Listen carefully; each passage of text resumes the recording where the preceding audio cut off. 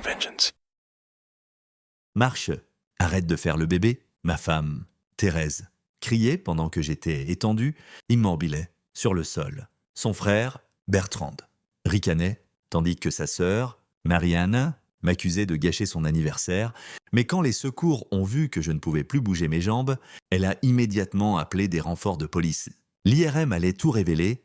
Vous savez, ce sentiment quand vous entrez dans une pièce et que vous savez immédiatement que vous n'avez rien à y faire, c'est exactement ce que je ressentais. Debout sur la terrasse de la piscine de Marianne, regardant les gouttes de pluie encore accrochées aux meubles d'extérieur luxueux, comme si elles avaient peur de lâcher prise. Bon sang, je ne pouvais pas leur en vouloir. Moi aussi, j'avais peur de lâcher prise. Mais pas d'une chaise de jardin hors de prix. J'avais peur de ce que représentait toute cette fichue fête. Le béton sous mes bottes de travail était glissant et je me rapprochais discrètement du bord de la zone de la piscine, essayant de me fondre dans le décor. Comme toujours lors de ces réunions de famille, mes bottes à bout renforcé semblaient totalement déplacées face aux sandales de créateurs et aux mocassins de yacht éparpillés sur la terrasse. Tout le monde avait l'air de sortir tout droit d'un catalogue de clubs de loisirs huppés et moi, j'étais là, dans mon pantalon kaki froissé et mon polo de l'entreprise. Sentant encore l'entrepôt après mon double shift ce matin-là, Thérèse était de l'autre côté du jardin, et bon sang, elle semblait parfaitement à sa place avec les siens. Elle avait ce rire. Vous savez, celui où elle rejette la tête en arrière et montre ses dents blanches impeccables, payées par son père. Elle tenait un cocktail sophistiqué qui coûtait probablement plus cher que ce que je gagnais en une journée, posant à côté de son frère Bertrand et de sa sœur Marianne, comme s'ils étaient en couverture d'un magazine. Les enfants dorés, tous les trois, avec leur vie parfaite et leurs problèmes parfaits. J'aurais dû rester chez moi, j'aurais dû dire à Thérèse que j'étais trop fatigué, trop occupé. Peu importe, mais on ne dit pas non aux Dubois quand ils organisent une fête, pas si vous êtes marié à l'un d'eux, en tout cas, pas si vous voulez garder la paix dans votre propre maison. La fête battait son plein autour de moi, les enfants s'éclaboussaient dans la piscine, les adultes discutaient affaires autour de vin et de fromages aux noms imprononçables. Je reconnaissais la plupart des visages des précédentes réunions de famille, mais reconnaître n'égale pas appartenir, ces gens savaient exactement qui j'étais.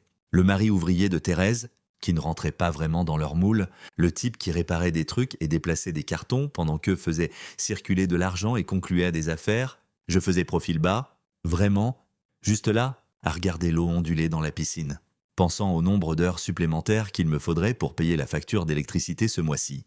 Quand je l'ai vu arriver, Bertrand, avec cette démarche arrogante qui hurlait privilège et suffisance à 50 mètres, il avait ce regard, le même depuis le jour où j'ai épousé sa sœur, ce regard qui disait qu'il allait s'amuser et que j'allais être son divertissement. Étienne, sa voix a tranché à travers le brouhaha de la fête comme un couteau dans du beurre. Mon beau-frère préféré, et unique, mais qui compte? J'ai forcé un sourire et hoché la tête. Salut, Bertrand, sacrée fête. Hein? Tu sais ce qu'il manque à cette fête? Il souriait maintenant. Un sourire de requin qui me tordait l'estomac, un peu d'excitation. Du vrai fun? Je sentais déjà les regards sur nous. Les autres invités sentèrent que quelque chose allait se passer, se tournant pour regarder comme si nous étions l'attraction principale. C'était toujours comme ça avec Bertrand.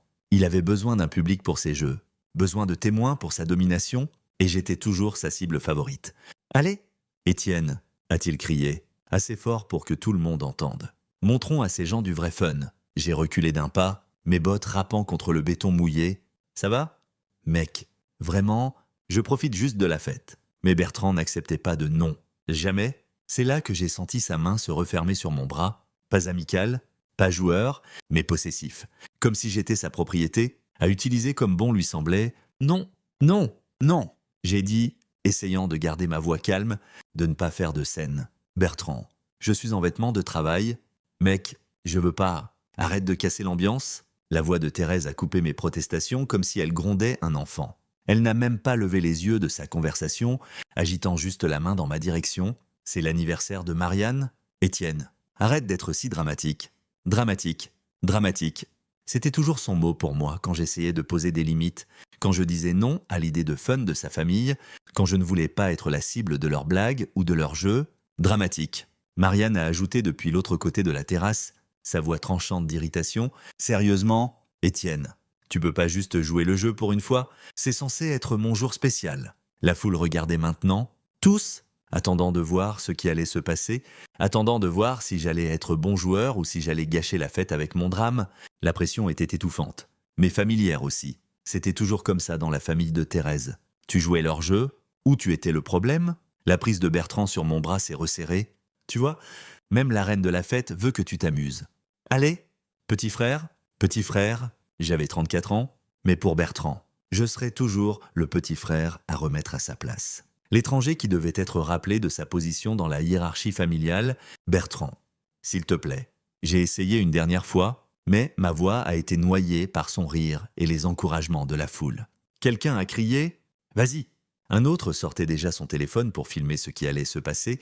C'est là que Bertrand m'a fait tourner, forte, comme si j'étais un jouet, comme si je ne pesais rien. Le monde a basculé et j'ai senti mes pieds quitter le sol. Pendant une fraction de seconde, j'étais en l'air, complètement à la merci de l'élan, de la gravité et de l'idée de divertissement de Bertrand. Je n'étais pas un enfant, j'étais un homme adulte avec des responsabilités, des factures et un mal de dos chronique à cause de mes années à l'entrepôt. Mais à cet instant, tournoyant dans les airs avec le son des rires emplissant mes oreilles, je me sentais aussi impuissant qu'un gamin harcelé sur une cour de récréation. Le bord de la piscine était juste derrière moi, je pouvais le voir se précipiter vers moi pendant que je tournais, je pouvais voir les marches en béton menant à l'eau, du béton dur, impitoyable, qui se fichait des anniversaires, des dynamiques familiales ou de la paix à maintenir. C'était censé être une blague. Non, juste Bertrand étant Bertrand, juste du fun familial dont on rirait plus tard. C'est ce que dirait Thérèse après, ce qu'ils diraient tous, juste du fun inoffensif qui a un peu dérapé, mais quand j'ai senti les mains de Bertrand me lâcher, quand j'ai senti mon corps basculer en arrière vers ces marches en béton, j'ai su que ça n'aurait rien de drôle. Vous avez déjà eu un de ces moments où tout ralentit, comme si vous regardiez ça arriver à quelqu'un d'autre. C'est exactement ce que j'ai ressenti quand Bertrand m'a lâché. Une seconde, je tournoyais dans les airs comme dans une attraction de carnaval tordu. Et la suivante. Je me voyais tomber en arrière, au ralenti, mes bras battaient l'air, essayant d'attraper quelque chose. N'importe quoi, mais il n'y avait que du vide. Et le son des gens qui riaient, le rire était la pire partie, pas la chute, pas même la peur de ce qui allait arriver. Mais entendre tous ces gens trouver ma terreur hilarante, comme si ma panique était la chute d'une blague dont je ne faisais pas partie. Je pouvais voir Thérèse du coin de l'œil pendant que je tournais, toujours avec ce fichu cocktail, toujours avec cette expression qui disait que je l'embarrassais rien qu'en existant. Ses lèvres bougeaient, probablement en train de se plaindre à qui voulait l'entendre que je devais toujours tout ramener à moi. Thérèse, fidèle à elle-même, même quand je tombais littéralement dans les airs, elle en faisait une histoire sur comment ça l'affectait. Le temps s'étirait comme du caramel mou pendant que je trébuchais en plein tour, mes bottes de travail cherchant une prise sur le béton mouillé, mais ne trouvant qu'une surface glissante et la gravité qui m'entraînait vers le bas. Mon corps était complètement déséquilibré, mes bras moulinant inutilement alors que je réalisais avec une clarté cristalline où j'allais atterrir. Les marches en béton, mon Dieu, les marches en béton, je les avais remarquées plus tôt quand j'essayais de rester à l'écart. 3 marches, au bord tranchant menant à l'extrémité peu profonde de la piscine, de la pierre coûteuse, probablement du marbre italien qui valait plus cher que mon camion. Magnifique à regarder, mais dur comme l'enfer et totalement impitoyable. Mon dos a heurté ces marches avec un bruit que je n'oublierai jamais. Pas un choc sourd, pas un plouf, mais un craquement net, définitif, qui a semblé résonner à travers tout le jardin comme un coup de feu, le genre de bruit qui fait taire tout le monde, même pour une seconde. Mais ils n'ont pas arrêté de parler. Ils n'ont même pas arrêté de rire. La douleur était immédiate et absolue. Pas comme quand on se cogne le tibia contre une table basse ou qu'on se tape un orteil. C'était différent. C'était comme si mon monde entier s'était soudain réduit à un unique point d'agonie irradiant de mon bas du dos comme un éclair. J'essayais d'aspirer de l'air, mais mes poumons semblaient avoir oublié comment fonctionner. J'étais là, étendu sur ces fichues marches, à moitié dans la piscine, à moitié dehors, ma chemise de travail trempée collant à ma peau, l'eau était chaude contre mon dos, mais je ne sentais rien en dessous de ma taille, rien, comme si quelqu'un avait effacé la moitié inférieure de mon corps. Marche, Étienne. La voix de Thérèse a percé le brouillard de douleur et de choc. Elle me criait dessus, sa voix tranchante d'irritation et d'embarras. « Tu nous fais honte. Arrête de faire le bébé. Un bébé ?» Je ne pouvais pas sentir mes jambes. Je ne pouvais pas respirer correctement. Et elle m'appelait bébé devant tous ses amis et sa famille. J'ai essayé de tourner la tête pour la regarder, pour lui faire comprendre que quelque chose n'allait vraiment pas. Mais elle ne me regardait même pas. Elle regardait ses invités, probablement en train d'évaluer combien de gestions de crise elle devrait faire. La voix de Marianne s'est ajoutée depuis le patio. Évidemment, a-t-elle dit, son ton dégoulinant de frustration. Évidemment, il fait son cinéma le jour de mon anniversaire, mon jour spécial, et il faut qu'il en fasse tout un drame. Mon jour spécial, comme si j'avais planifié ça, comme si j'avais demandé à Bertrand de me saisir et de me jeter sur ces marches de piscine luxueuses juste pour voler la vedette. L'absurdité de la situation aurait été drôle si j'avais pu sentir quoi que ce soit en dessous de ma taille. J'ai essayé de parler, de leur dire que quelque chose n'allait vraiment pas. Mais ma voix n'était qu'un murmure, je ne peux pas bouger mes jambes. Les mots ont flotté dans l'air un instant, mais personne ne semblait les entendre à travers leurs plaintes et leurs excuses.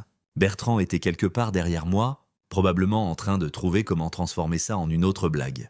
Les autres invités commençaient à retourner à leur conversation, le spectacle apparemment terminé, mais alors, tout a changé. Sophie, une amie de Marianne que j'avais à peine remarquée jusque-là, est soudain apparue à côté de moi. Pendant que tout le monde se plaignait de leur fête gâchée, elle me regardait, vraiment, avec une attention concentrée qui m'a fait réaliser qu'elle n'était pas juste une autre princesse de club de loisirs. « Et a-t-elle dit, sa voix calme mais urgente, alors qu'elle s'agenouillait près de moi. « Hé, tu m'entends ?» J'ai hoché la tête, ou du moins essayé. Tout semblait déconnecté, comme si ma tête flottait séparément du reste de moi. « J'ai besoin que tu essayes quelque chose pour moi. » D'accord, ses mains parcouraient mes jambes, vérifiant quelque chose que je ne comprenais pas. « Tu sens ça ?» Elle a appuyé sur mon tibia, puis ma cuisse, puis ma cheville. Rien, absolument rien. « Tu peux bouger tes orteils pour moi ?» J'ai essayé. Mon Dieu, j'ai essayé si fort. J'ai fixé mes pieds, voulant qu'ils bougent, concentrant chaque once d'énergie qu'il me restait pour faire ne serait-ce que frémir mes orteils. Mais c'était comme envoyer des signaux à un téléphone déconnecté. Le message ne passait pas, le visage de Sophie a blanchi. Pas pâle, pas inquiet, blanchi, la couleur s'est vidée de ses joues si vite qu'on aurait dit qu'on venait de tirer la bonde d'une baignoire. « Personne ne le touche », a-t-elle dit, sa voix soudain empreinte d'une autorité qui a fait taire tout le monde. Personne ne le déplace. Le rire s'est éteint. Enfin, béni soit-il, le rire s'est éteint. Qu'est-ce qui ne va pas avec lui ? La voix de Thérèse avait changé maintenant, moins irritée et plus inquiète. Comme si elle commençait à réaliser que ce n'était pas juste moi qui faisais du cinéma, ça pourrait être la colonne vertébrale, a dit Sophie, sortant déjà son téléphone. Ça pourrait être vraiment, vraiment grave, colonne vertébrale. Le mot flottait dans l'air comme une sentence de mort. Je savais ce que ça signifiait. Même à travers le choc et la douleur, j'avais vu assez de films, entendu assez d'histoires. Colonne vertébrale, ça voulait dire fauteuil roulant. Colonne vertébrale, ça voulait dire ne plus jamais marcher. Les marches en béton creusaient toujours mon dos, mais je ne les sentais plus. Je ne sentais plus l'eau chaude de la piscine clapoter sur mes flancs. Je ne sentais plus mes jambes du tout, juste du poids mort, juste rien. L'atmosphère a changé instantanément. Un moment, tout le monde traitait ça comme une comédie burlesque. Et l'instant d'après, la voix de Sophie a tranché à travers le bavardage de la fête comme un scalpel à travers la peau. Tout le monde recule. Maintenant, elle n'ordonnait pas. Elle commandait, et quelque chose dans son ton a fait taire même Bertrand pour une fois. « Je suis sérieuse ? Éloignez-vous de lui. Personne ne le touche. Personne ne le déplace. Personne ne fait rien. » J'étais toujours là, étendu sur ces marches en béton, avec l'impression de regarder toute cette scène se dérouler depuis un endroit extérieur à mon propre corps. L'eau de la piscine devenait plus chaude autour de moi, ou peut-être que c'était moi qui devenais plus froid. Difficile à dire quand la moitié de votre corps est hors service. Sophie était accroupie à côté de moi, ses mains planant au-dessus de moi, mais sans vraiment me toucher. Comme si j'étais une sorte de bombe qui pourrait exploser si elle faisait un faux mouvement. Son visage était totalement sérieux maintenant.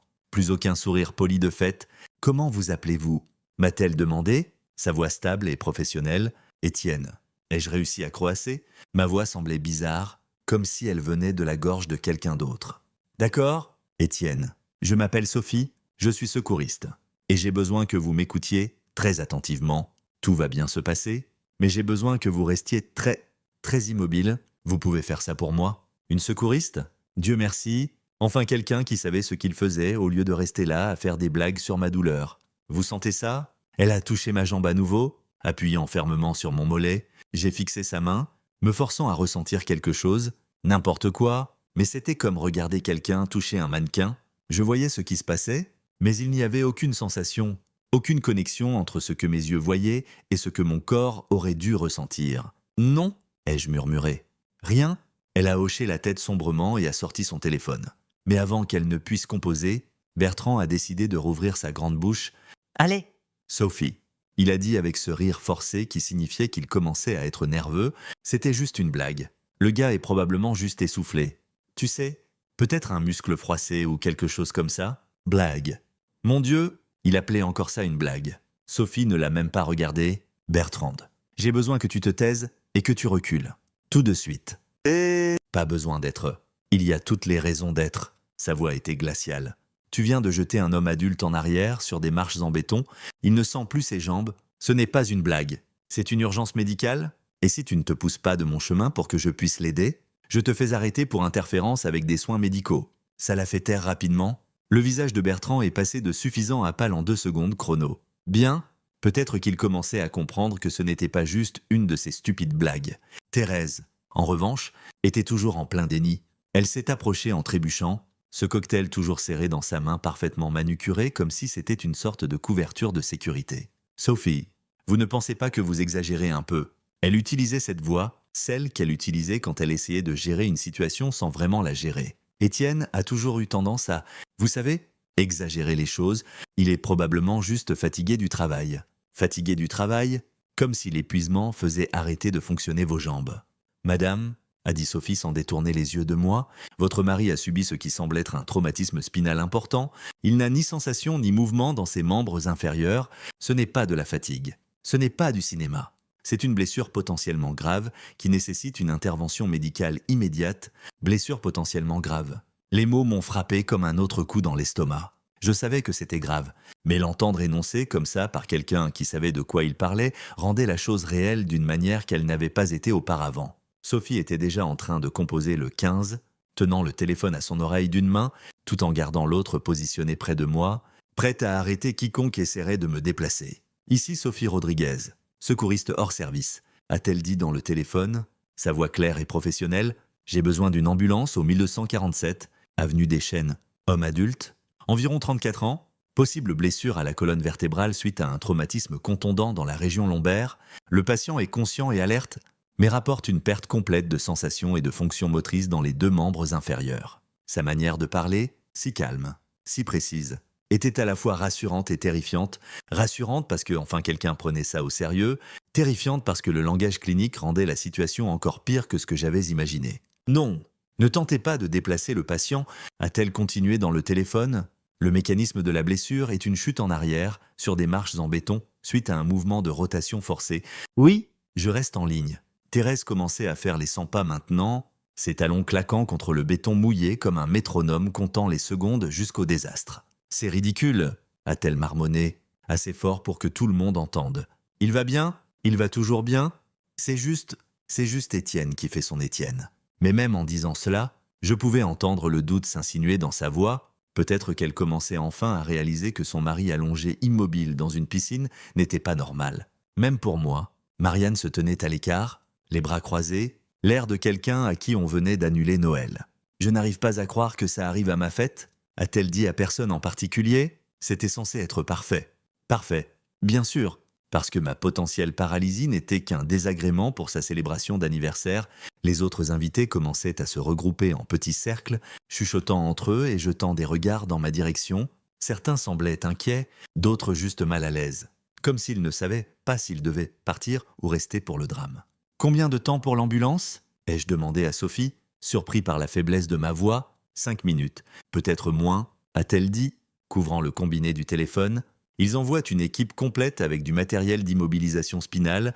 Tout va bien se passer. Étienne, on va bien s'occuper de vous. 5 minutes. Dans 5 minutes, tout cela deviendrait réel d'une manière qui ne pourrait être niée ou expliquée. Dans 5 minutes, l'ambulance arriverait et tout le monde devrait admettre que ce n'était pas juste moi qui faisais du cinéma ou cherchais de l'attention ou quoi que ce soit d'autre, qu'il s'était convaincu que c'était... J'entendais déjà les sirènes au loin, devenant de plus en plus fortes à chaque seconde.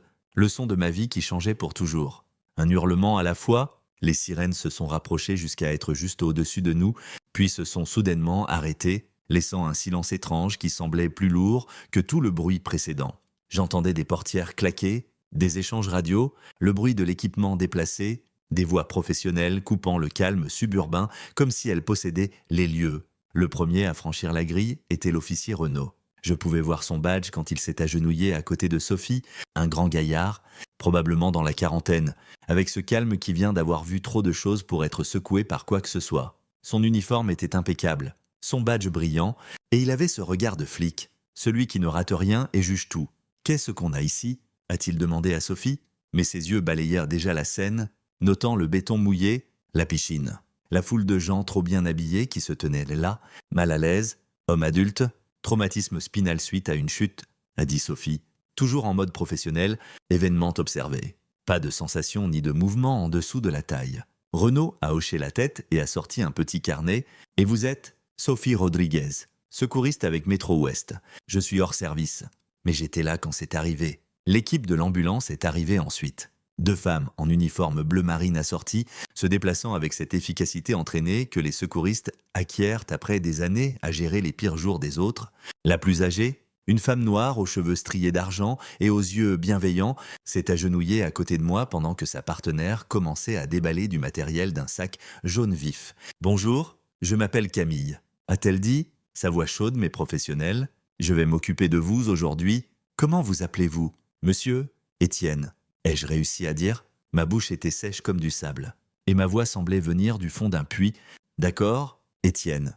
Pouvez-vous me dire ce qui s'est passé ici ?» C'était le moment de vérité. Je sentais tous les regards sur moi. Thérèse, Bertrande, Marianne, tous les invités de la fête qui riaient, il y a quelques minutes, ils attendaient en douce de voir quelle histoire j'allais raconter, espérant probablement que je minimiserais, que je dirais que c'était un accident, que je maintiendrais la paix comme je l'avais toujours fait.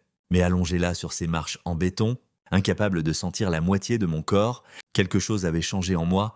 Peut-être était-ce la douleur, peut-être la peur, ou peut-être juste le fait d'avoir enfin quelqu'un, plusieurs personnes qui m'écoutaient vraiment au lieu de me dire de marcher. Bertrand m'a soulevé et jeté, ai-je dit, les mots sortant plus clairs et plus forts que je ne l'avais prévu. Je lui ai dit non, je lui ai dit que je ne voulais pas le faire. Il m'a quand même attrapé, m'a fait tourner et m'a jeté en arrière sur ces marches. Je ne peux pas bouger mes jambes. Le silence qui a suivi était assourdissant. Je pouvais presque entendre la mâchoire de Thérèse se décrocher, sentir la panique de Bertrand irradier à travers la terrasse comme la chaleur d'un feu. Ce n'était pas l'histoire qu'il voulait que je raconte. Ce n'était pas moi jouant le bon joueur avec leur amusement familial. Camille a hoché la tête calmement et a regardé l'officier Renaud. « Vous notez ça ? Chaque mot, a-t-il dit, griffonnant dans son carnet. Puis il a levé les yeux vers la foule. « Je vais devoir parler à tous ceux qui ont été témoins de ce qui s'est passé. Personne ne part tant que je n'ai pas pris vos dépositions. » C'est alors que Thérèse a décidé de passer à l'action. Elle s'est avancée en claquant des talons, tenant toujours ce fichu cocktail comme si c'était une sorte d'accessoire. « Officier, je pense qu'il y a un malentendu, » a-t-elle dit avec cette voix qu'elle utilisait quand elle essayait de charmer pour sortir d'un problème. « Mon mari est juste... Il a beaucoup travaillé ces derniers temps. Il est épuisé, parfois... Quand il est fatigué, il se mélange un peu.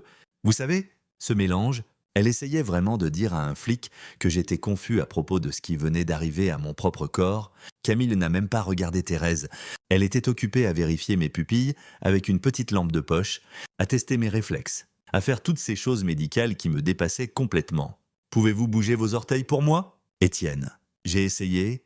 Mon Dieu, j'ai essayé si fort. J'ai fixé mes pieds, les voulant bouger, concentrant chaque once d'énergie qu'il me restait, mais c'était comme essayer d'utiliser une télécommande avec des piles mortes. Le signal ne passait tout simplement pas. « Non !» ai-je dit, et le mot est sorti plus petit que je ne l'avais voulu. « Je ne les sens pas du tout. » Camille a échangé un regard avec sa partenaire, un de ces regards professionnels qui en disaient plus que des mots. Puis elle a regardé l'officier Renaud. « Nous devons considérer cela comme une possible agression avec blessure grave, » a-t-elle dit doucement, mais pas si doucement que je ne puisse l'entendre. Ce n'est pas un traumatisme accidentel. D'après le récit du patient et le mécanisme de la blessure, cela semble intentionnel. Aggression. Le mot a résonné dans l'air comme un coup de tonnerre. Soudain, ce n'était plus juste un incident familial ou une fête qui avait mal tourné. C'était une scène de crime. Bertrand a dû l'entendre aussi, car il a commencé à reculer du groupe. « Attendez une seconde. Bon sang, a-t-il dit, sa voix devenant plus aiguë et défensive. C'était juste pour rire. Les mecs qui s'amusent, il fait son cinéma. Comme toujours. « Monsieur, j'ai besoin que vous restiez où vous êtes, » a dit l'officier Renaud sans lever les yeux de son carnet. Sa voix était calme, mais il y avait de l'acier en dessous, et j'ai besoin que vous arrêtiez de parler jusqu'à ce que je sois prêt à prendre votre déclaration. « C'est des conneries » a marmonné Bertrand. Mais il a arrêté de bouger, Camille attachée d'un équipement de surveillance à ma poitrine pendant que sa partenaire préparait ce qui ressemblait à une longue planche jaune. Étienne, nous allons vous immobiliser et vous transporter à l'hôpital. Je ne vais pas vous mentir.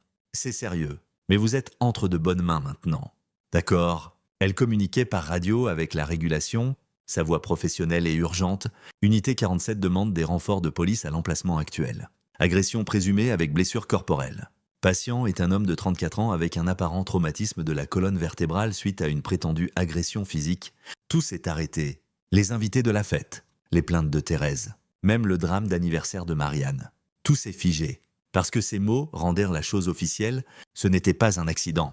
Ce n'était pas une blague. Ce n'était pas moi qui faisais du cinéma. C'était une agression, et tout le monde à cette fête de piscine chic allait devenir témoin dans une affaire criminelle. L'officier Renaud a levé les yeux de son carnet et a balayé la foule de son regard perçant de flic.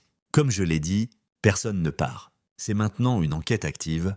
Les lumières bleues de sa voiture de patrouille clignotaient toujours, projetant des ombres alternantes et une lumière crue, rendant toute la scène surréaliste, comme un épisode d'une série policière télévisée plutôt qu'une fête d'anniversaire en banlieue, mais c'était réel, enfin, terrifiant. Totalement réel, le trajet en ambulance était un flou de sirènes, d'échanges radio et de la voix stable de Camille qui me parlait à chaque secousse et virage.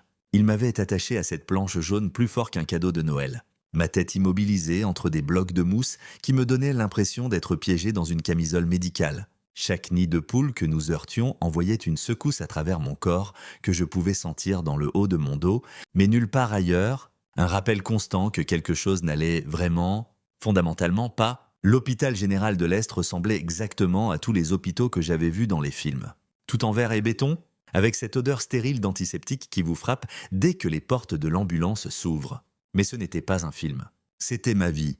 Et j'étais transporté à travers ces portes automatiques sur un brancard, fixant des néons qui semblaient s'étendre à l'infini. La salle des urgences était étonnamment calme pour un samedi soir, fraîche, efficace.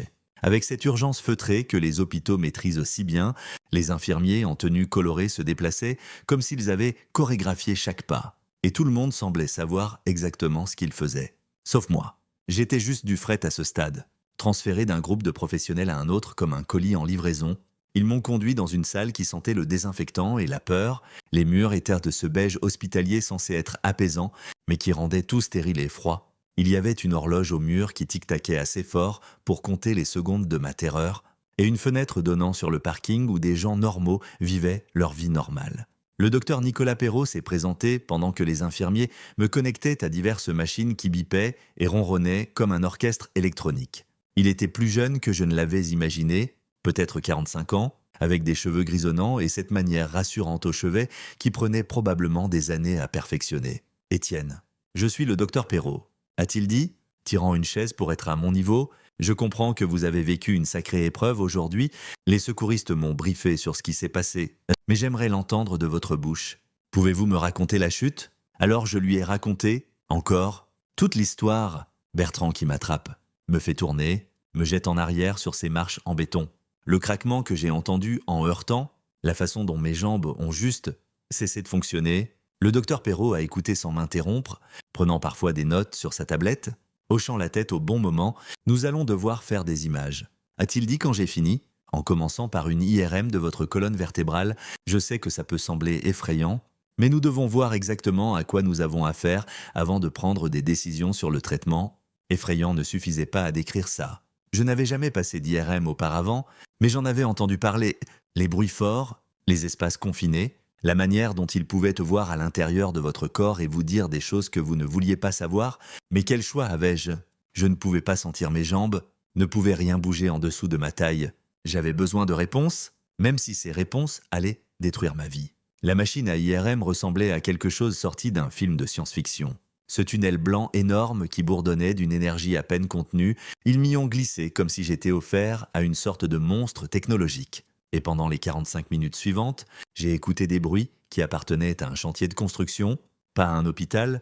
Pang, ronronnement, clics, comme si quelqu'un construisait une maison autour de ma tête. J'essayais de ne pas penser à ce qu'il pourrait trouver. J'essayais de ne pas imaginer les pires scénarios qui tournaient en boucle dans ma tête. Comme un disque rayé, fauteuil roulant, paralysia, ne plus jamais marcher, Ne plus jamais pouvoir travailler, subvenir à mes besoins, être autre chose qu'un fardeau. Quand ils m'ont finalement sorti de cette machine, le docteur Perrault attendait avec une autre docteure, une femme cette fois, plus âgée, avec des cheveux argentés et une expression sérieuse qui faisait chuter votre estomac avant même qu'elle ne dise un mot. « Étienne, voici le docteur Céleste Vasseur », a dit le docteur Perrault. « C'est notre spécialiste de la colonne vertébrale et elle a examiné vos images. » Le docteur Vasseur a tiré une chaise de l'autre côté de mon lit et a ouvert une tablette montrant ce qui ressemblait à des coupes transversales de mon dos. Des images en noir et blanc qui ne signifiaient rien pour moi, mais qui lui disaient apparemment tout ce qu'elle avait besoin de savoir. « Étienne, a-t-elle dit, sa voix douce mais directe,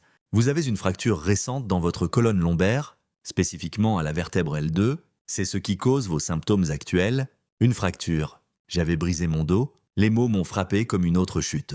Un autre craquement contre le béton, mais le docteur Vasseur n'avait pas fini. Cependant, ce n'est pas tout ce que nous avons trouvé.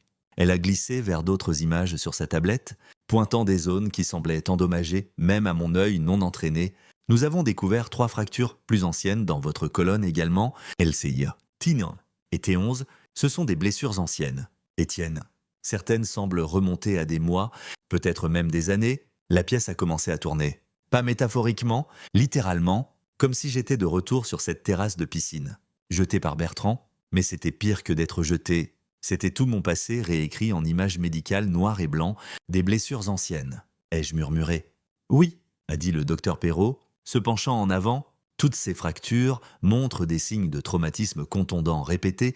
Elles sont à différents stades de cicatrisation tentée, ce qui suggère qu'elles se sont produites à différents moments sur une période prolongée. Traumatisme contondant répété, le langage clinique rendait cela si stérile, si objectif, mais je savais ce que ça signifiait. Toutes ces fois où Bertrand avait joué avec moi, toutes ces chutes dans les escaliers que Thérèse disait être juste de la maladresse de ma part, toutes ces fois où j'avais heurté des murs ou des meubles pendant ces jeux et qu'on m'avait dit que je faisais du cinéma quand je me plaignais de la douleur, ma colonne vertébrale avait tenu un compte tout ce temps, chaque bousculade, chaque jet, chaque accident qui n'en était pas vraiment un, tout était là dans ces images d'IRM. Documenté dans l'os et le tissu comme un casier médical, les trampolines, ai-je dit soudainement. Le souvenir me frappant comme un coup physique, l'été dernier, Bertrand a dit qu'on devrait lutter sur le trampoline.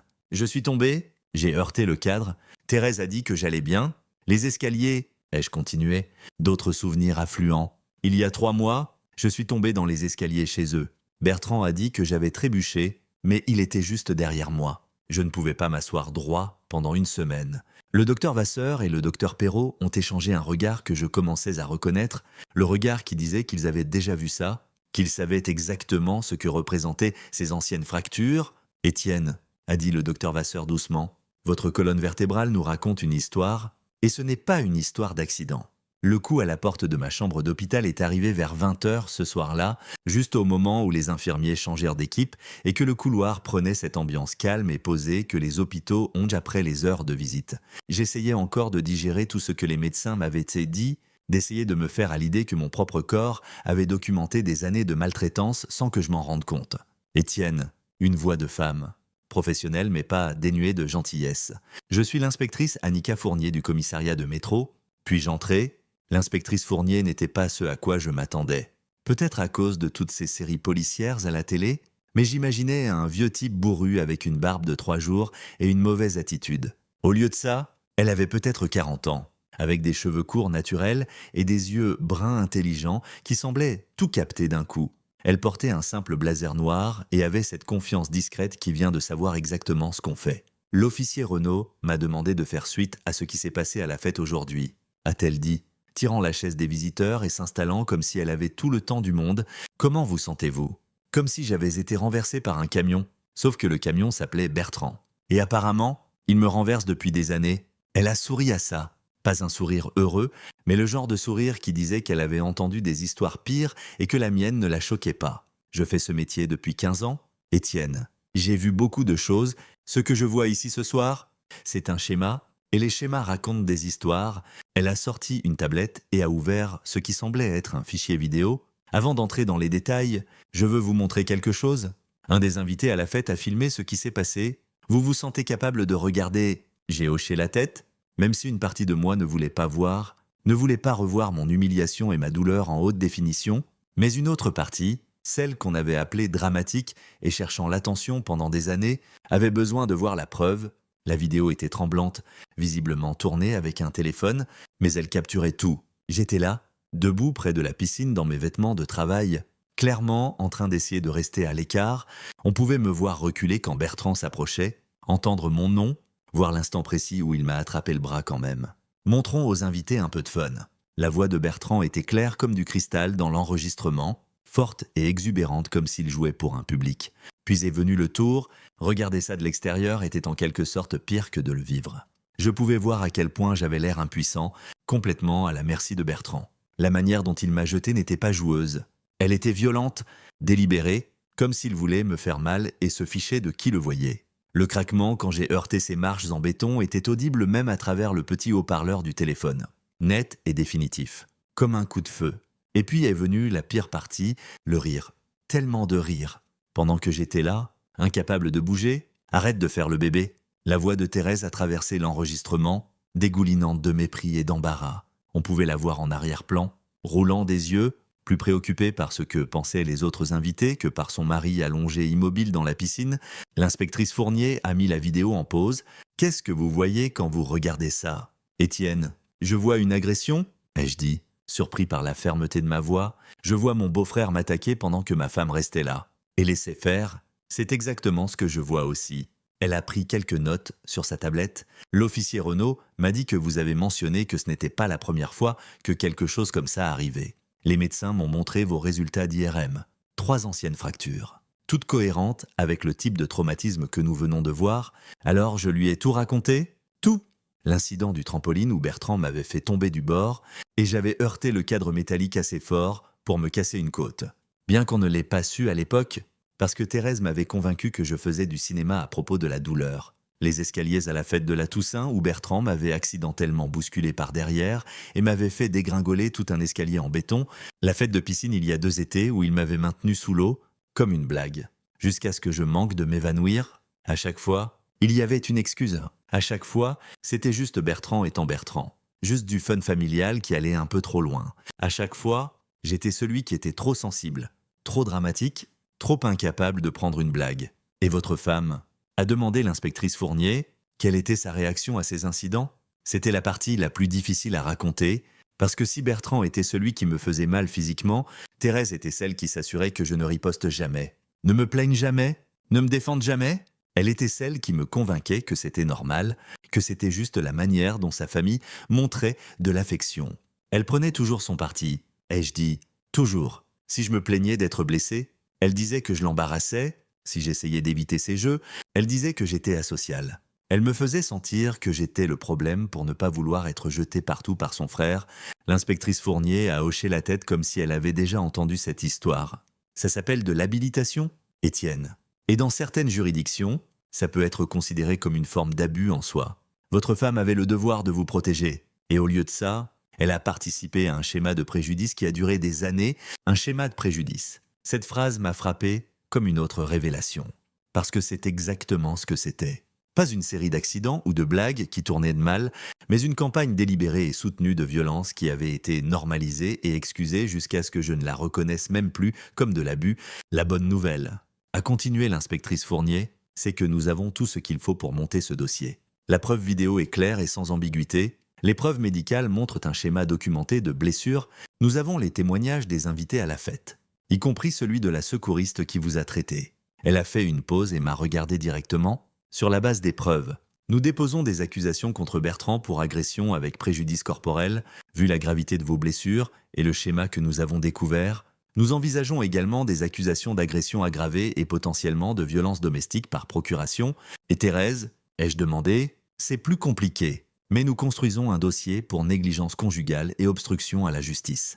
Elle a activement empêché que vous cherchiez de l'aide pour des blessures précédentes et a créé un environnement où l'abus pouvait continuer sans être vérifié. J'ai ressenti quelque chose que je n'avais pas ressenti depuis des années. La validation. Quelqu'un avec de l'autorité me disait enfin que ce qui m'était arrivé était mal. Que je n'étais pas dramatique ou trop sensible. Que je méritais mieux que d'être utilisé comme divertissement par la famille allée de ma femme. Et maintenant, ai-je demandé? L'inspectrice Fournier a fermé sa tablette et s'est levée. Maintenant, nous nous assurons que ça ne vous arrive plus jamais. et nous nous assurons que Bertrand fasse face aux conséquences de ce qu'il a fait, pas seulement aujourd'hui, mais pendant des années. Elle m'a tendu sa carte. Si vous vous souvenez d'autre chose, d'autres incidents, appelez-moi. Votre colonne vertébrale a tenu des registres. Étienne, maintenant, il est temps que le système judiciaire fasse de même. La nouvelle de l'arrestation de Bertrand a frappé la famille comme une bombe dans un quartier tranquille. J'ai appris ça vers minuit quand Thérèse est entrée en trompe dans ma chambre d'hôpital, son visage rouge de fureur et sa voix tremblante de cette rage que je l'avais vue diriger contre des employés de magasins et des serveurs de restaurants, mais jamais tout à fait contre moi. Tu te rends compte de ce que tu as fait ? A-t-elle sifflé, gardant sa voix assez basse pour que les infirmiers n'entendent pas, mais assez forte pour que je ressente toute la force de sa colère. Ils ont arrêté mon frère, Étienne. Ils l'ont menotté devant les voisins. Madame Dubois était dehors en train d'arroser ses plantes et a tout vu. Madame Dubois, bien sûr, c'était ça qui l'inquiétait. Ce que penseraient les voisins ? Comment ça serait perçu dans son précieux cercle social ? Pas que son mari était allongé dans un lit d'hôpital avec une colonne vertébrale brisée, mais que la réputation de la famille pourrait en prendre un coup. Thérèse, j'ai commencé, mais elle m'a coupé avec un geste de la main. Ne commence pas. Juste, ne commence pas. C'est exactement le genre de conneries dramatiques auxquelles j'aurais dû m'attendre de ta part. Tu ne pouvais pas juste laisser couler. Hein ? Tu ne pouvais pas juste accepter que c'était un accident et passer à autre chose comme une personne normale l'aurait fait. Un accident ? Même maintenant ? Même avec moi allongé là, paralysée de la taille aux pieds, elle appelait encore ça un accident. Comme si les images d'IRM montrant des années de fractures étaient le fruit de mon imagination. Comme si la preuve vidéo était une sorte de canular élaboré que j'avais monté pour attirer l'attention. Les médecins ont trouvé 3 autres fractures dans ma colonne vertébrale, ai-je dit, essayant de garder ma voix calme et raisonnable. Des anciennes ? Thérèse, de toutes ces autres fois où ton frère a joué avec moi, ce n'est pas une question d'un seul incident, c'est une question d'années d'abus que tu as aidé à couvrir. Son rire était tranchant et amer. Le genre de son qui pourrait couper du verre. Arbous. Oh, c'est riche. Tu appelles maintenant les chamailleries familiales normales des abus ? Mon Dieu. Étienne, pas étonnant que tu ne puisses pas gérer un vrai boulot, ou te faire de vrais amis, tu es trop occupé à jouer les victimes pour vivre ta vie. Et voilà. Le même schéma qui m'avait gardé piégé pendant des années, transformer ma douleur en mon échec, faire de mes blessures des défauts de caractère, faire de moi le problème pour avoir été blessé, au lieu de s'attaquer à la personne qui causait les blessures, mais quelque chose était différent maintenant. Peut-être les antidouleurs, peut-être le fait d'avoir enfin des professionnels médicaux et des forces de l'ordre qui me prenaient au sérieux, ou peut-être simplement que j'avais touché le fond et qu'il n'y avait plus nulle part où tomber. Quoi que ce soit, je me suis retrouvé à parler d'une manière que je n'avais jamais eue auparavant. Il m'a jeté sur des marches en béton. Thérèse, exprès, et tu es restée là, à regarder ça arriver. Tu m'as dit de marcher ? Quand je ne pouvais pas sentir mes jambes. Quelle sorte de femme fait ça ? Le genre de femme mariée à un homme qui fait tout tourner autour de lui. Elle a riposté. Tu sais ce que ça va faire à ma famille ? À ma carrière ? Je travaille dans les relations publiques. Étienne, comment penses-tu que ça va paraître quand les gens apprendront que mon mari porte plainte contre mon frère pour avoir joué à une fête familiale ? Sa carrière ? Sa famille. Sa réputation ? Pas une seule fois dans toute cette conversation, elle n'a demandé comment je me sentais. Si j'avais mal, ce que les médecins avaient été dit sur mon pronostic, tout tournait autour d'elle. Et comment ma blessure dérangeait sa vie.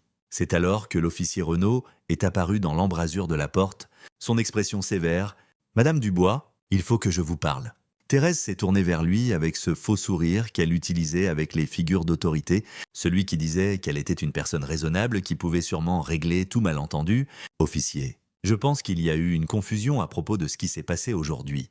Mon mari a tendance à exagérer. Madame, vous faites l'objet d'une enquête pour négligence conjugale et obstruction à la justice, » a dit Renaud. Coupant à travers son offensive de charme comme un couteau dans du beurre, l'inspectrice Fournier a examiné le dossier et votre comportement, aujourd'hui et au cours des dernières années, suggère un schéma d'habilitation de l'abus et d'empêchement de votre mari de chercher des soins médicaux appropriés. La couleur s'est vidée du visage de Thérèse si vite que j'ai cru qu'elle allait s'évanouir. C'est ridicule, je ne ferai jamais. Vous avez dit à un homme avec une blessure à la colonne vertébrale de marcher, a continué Renaud. Vous avez qualifié sa douleur de comportement cherchant l'attention, vous l'avez activement découragé de signaler des blessures antérieures. Ce n'est pas du soutien conjugal. Madame, c'est de la négligence criminelle. Thérèse m'a regardé comme si c'était ma faute. Comme si j'avais orchestré tout ça juste pour compliquer sa vie. Étienne, dis-lui que je ne suis pas. Dis-lui que tout ça est un malentendu. Mais je ne pouvais pas, parce que ce n'était pas un malentendu. C'était exactement ce à quoi ça ressemblait. Une femme qui avait passé des années à permettre la violence de son frère contre son mari, parce que c'était plus facile que d'affronter la vérité sur sa famille. L'explosion est arrivée vers 2 heures du matin, pas littéralement, bien que ça en ait eu l'impression, mais émotionnellement, quand mon téléphone a commencé à vibrer avec des messages textes de la famille élargie de Thérèse, Marianne était furieuse que sa fête d'anniversaire ait été gâchée par mon drame. Leurs parents menaçaient de me poursuivre pour diffamation, des cousins, des tantes et des oncles que je connaissais à peine donnèrent leur avis sur quel fauteur de trouble j'étais. Comment j'avais toujours été jaloux de Bertrand? Comment je déchirais la famille avec mes mensonges? Les messages continuaient d'arriver, chacun plus virulent que le précédent. Il me peignait comme un menteur manipulateur cherchant l'attention qui avait fabriqué des années d'abus juste pour détruire la vie d'un homme innocent. Il disait que j'étais faible, pathétique, indigne du nom de famille Dubois. Il disait que Thérèse méritait mieux qu'un mari qui trahirait sa famille. Comme ça, j'étais en train de me noyer dans leur colère, étouffant sous le poids de leur déni collectif, quand j'ai entendu frapper à ma porte, doucement, timidement, rien à voir avec l'entrée agressive de Thérèse plus tôt. Étienne. La voix était familière mais distante. Comme entendre quelqu'un appeler votre nom de l'autre côté d'un lac. C'est Talia, ma sœur. Je n'avais pas vu Talia depuis presque 2 ans. Pas depuis que Thérèse m'avait convaincu qu'elle était jalouse de notre mariage et essayait de causer des problèmes entre nous. En y repensant maintenant, je réalisais que Thérèse m'avait systématiquement isolé de quiconque aurait pu remettre en question ce qui m'arrivait. Talia est entrée dans la pièce avec précaution, comme si elle n'était pas sûre d'être la bienvenue.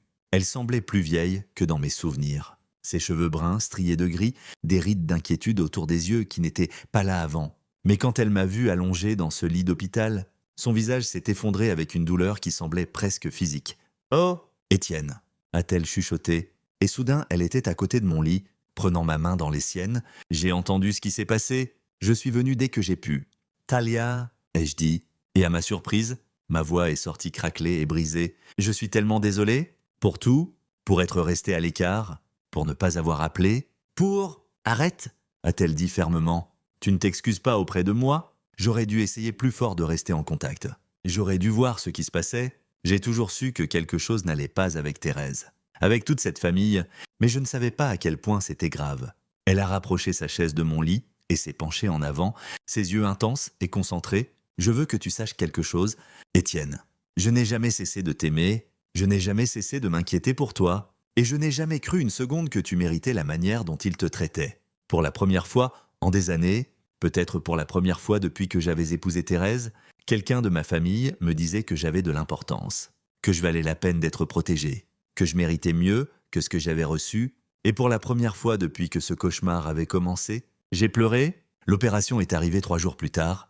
Le docteur Vasseur l'a expliqué comme si elle parlait de réparer un moteur de voiture, des tiges et des vis et des procédures de fusion qui stabiliseraient ma colonne vertébrale et, avec un peu de chance, me donneraient la meilleure chance de marcher à nouveau.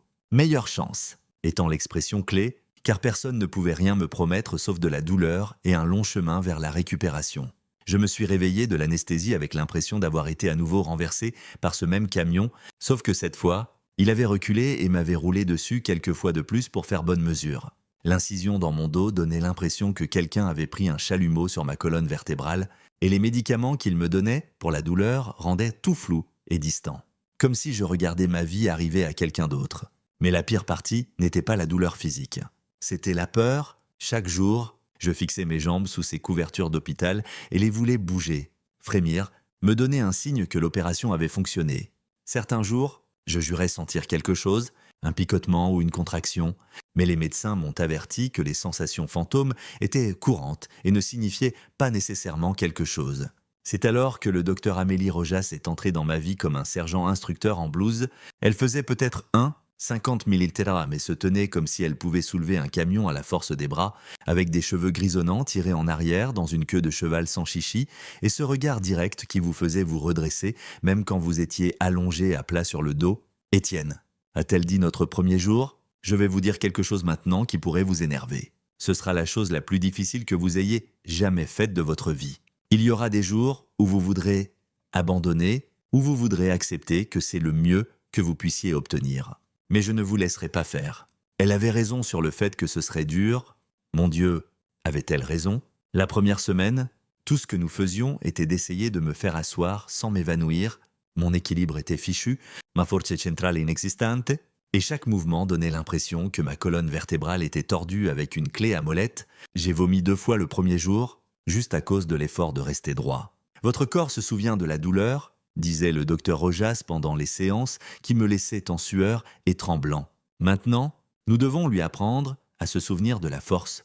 Pendant ce temps, le docteur Priagène travaillait sur ma tête, tandis que le docteur Rojas travaillait sur mon corps. Elle était plus jeune que je ne l'avais prévu pour une conseillère en traumatisme, peut-être 35 ans, avec des yeux bienveillants derrière des lunettes à monture métallique et une voix qui vous donnait l'impression que vous pouviez tout lui dire. Vous n'étiez pas faible, m'a-t-elle dit lors d'une de nos séances. Vous avez été systématiquement manipulé pour croire que vous méritiez le traitement que vous receviez. Ce n'est pas de la faiblesse, Étienne, c'est de l'abus psychologique. Et c'est aussi réel que les blessures physiques. Elle m'a aidé à mettre des mots sur des choses que je n'avais jamais pu articuler, la manière dont Thérèse me manipulait pour me faire croire que ma douleur n'était pas réelle, la manière dont les jeux de Bertrand semblaient toujours s'intensifier quand j'essayais de poser des limites, la manière dont toute la famille se refermait sur elle-même et me faisait sentir fou pour m'opposer à un comportement que n'importe quelle personne normale reconnaîtrait comme abusif. La percée est arrivée 6 semaines après l'opération. J'étais dans la salle de physiothérapie, attaché à cet engin censé m'aider à réapprendre à équilibrer. Quand le docteur Rojas m'a dit d'essayer de me tenir debout, j'avais essayé de me tenir debout pendant des semaines sans succès, mes jambes pendantes comme du poids mort, peu importe à quel point je me concentrais. Mais quelque chose était différent ce jour-là. Quand j'ai focalisé toute mon énergie à pousser à travers mes pieds, j'ai senti quelque chose, pas une sensation normale, rien de proche de ce que je ressentais avant, mais quelque chose, une connexion entre mon cerveau et mes jambes qui n'était pas là auparavant.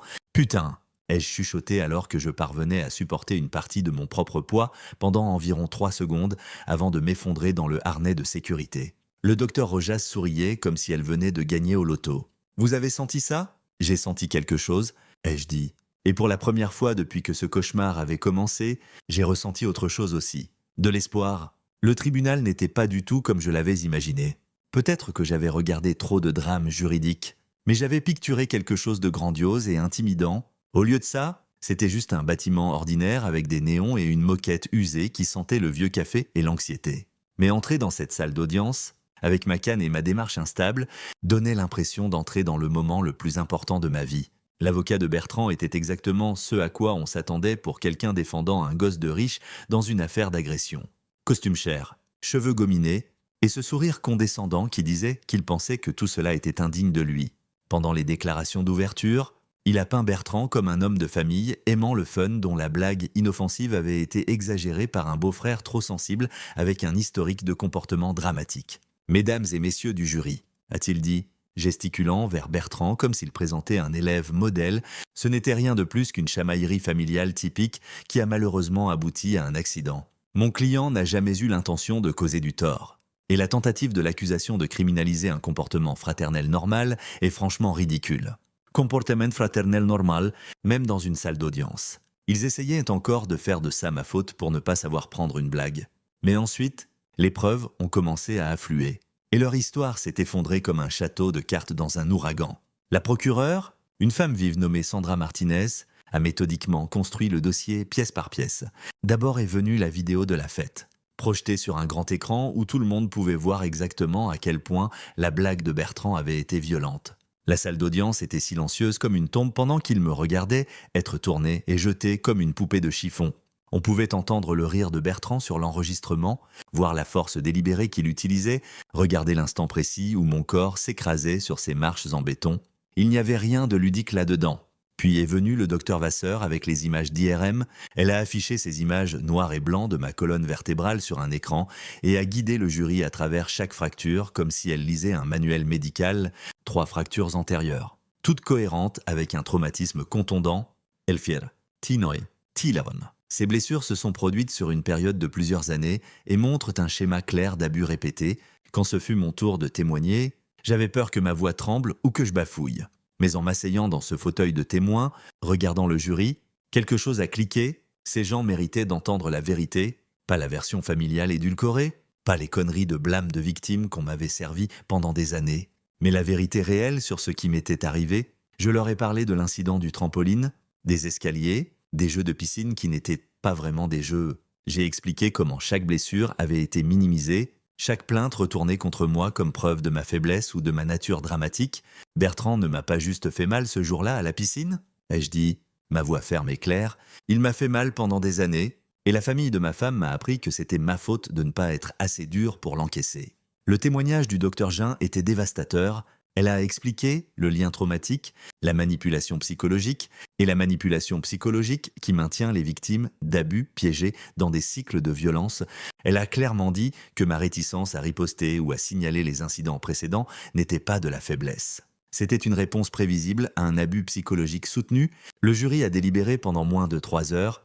Quand ils ont lu le verdict, coupable sur tous les chefs d'accusation, le visage de Bertrand a blanchi. Son avocat a immédiatement commencé à parler d'appel, mais la juge n'était pas d'humeur. « Monsieur Dubois », a dit la juge Patricia Monroe, regardant directement Bertrand, « vous avez montré un schéma de violence envers votre beau-frère sur plusieurs années. Vos actions étaient délibérées, calculées et ont entraîné des blessures corporelles graves. Ce tribunal vous condamne à 5 ans de prison d'État. Thérèse a écopé de 18 mois de mise à l'épreuve et d'un suivi psychologique ordonné par le tribunal pour avoir permis l'abus. » Alors qu'ils emmenaient Bertrand menotté, les mots de clôture de la juge Monroe ont résonné à travers la salle d'audience. Vous avez moqué sa douleur, ignoré sa souffrance et l'avez traité comme moins qu'humain. Mais il a survécu à votre cruauté et maintenant, justice a été rendue. 18 mois plus tard, je suis dans ma propre cuisine à préparer du café dans mon propre appartement. Et je n'arrive toujours pas à croire que c'est ma vie maintenant. L'endroit n'est pas grand-chose. Une pièce dans un quartier correct avec des parquets qui grincent quand je marche et des fenêtres qui laissent vraiment entrer la lumière du soleil. Mais c'est à moi. Personne ici ne me dit que je suis dramatique quand j'ai besoin de reposer mon dos. Personne ne rejette ma douleur ou ne fait des blagues sur ma boiterie. La boiterie est permanente. Selon le docteur Vasseur, certains jours, elle est à peine notissable. D'autres jours, j'ai besoin de la canne pour me déplacer sans avoir l'air ivre. Mais je marche contre toute attente. Contre le pronostic initial qui me préparait à une vie en fauteuil roulant, je marche sur mes 2 pieds. Le travail au centre d'aide aux hommes de métro a commencé comme du bénévolat. Quelque chose que le docteur Gênes a suggéré pour m'aider à traiter mon propre traumatisme en aidant les autres à surmonter le leur. Il s'avère qu'il y a beaucoup de gars là dehors à qui on a dit que leur douleur n'avait pas d'importance, qui ont été convaincus que parler d'abus les rendait faibles ou dramatiques. Tu m'as appris à faire confiance aux silencieux, m'a dit Sophie la semaine dernière, quand elle est passée au centre. Elle travaille maintenant comme infirmière en traumatologie à l'hôpital général de l'Est et elle fait un point d'honneur à vraiment écouter les patients qui ne font pas beaucoup de bruit à propos de leur douleur. Ceux qui disent qu'ils vont bien alors qu'ils ne vont clairement pas bien. Tu m'as appris que silencieux ne veut pas dire OK. Je reçois encore des emails de Thérèse. Elle est en thérapie maintenant. D'abord ordonnée par le tribunal, mais elle dit qu'elle la continue volontairement. Ces messages ont évolué de la colère accusatrice à quelque chose qui pourrait éventuellement ressembler à des excuses. Bien que nous n'y soyons pas encore, son dernier email m'accusait d'avoir tout gâché en portant plainte. Mais il y avait moins de venin qu'avant. Peut-être que c'est du progrès ? Je ne réponds plus à ces messages. Le docteur Gênes appelle ça des limites protectrices, et moi j'appelle ça la santé mentale. Je n'ai rien gâché. J'ai juste enfin dit la vérité sur ce qui était déjà brisé. Les scans d'IRM sont encadrés sur mon mur maintenant. Je sais que ça semble bizarre, mais écoutez-moi, ces images noires et blancs de ma colonne vertébrale fracturée ne sont pas juste des dossiers médicaux, ce sont des preuves. Preuves que je n'inventais rien, que je n'étais pas dramatique, que je n'étais pas faible pour ne pas riposter. Chaque fissure dans ces vertèbres est une documentation de la survie. Parfois, les gens me demandent si je suis en colère pour les années perdues, la douleur endurée, la famille qui m'a jeté plutôt que d'admettre ce qu'ils m'avaient fait. La réponse honnête est que certains jours je suis en colère. Mais surtout, je suis juste reconnaissant que Sophie savait ce qu'elle regardait quand je ne pouvais pas bouger mes jambes, reconnaissant que le docteur Vasseur pouvait lire l'histoire que racontait ma colonne vertébrale, reconnaissant que l'inspectrice Fournier m'a cru quand j'ai enfin trouvé le courage de parler. On m'a dit de marcher, d'arrêter de faire le bébé, de cesser de tout ramener à moi. Maintenant, je marche à mes propres conditions, à mon propre rythme, vers un avenir que je construis pour moi-même. Chaque pas que je fais est la preuve qu'ils avaient tort à mon sujet. Ma colonne vertébrale a peut-être été brisée, mais ma voix est désormais entière, et ça change tout.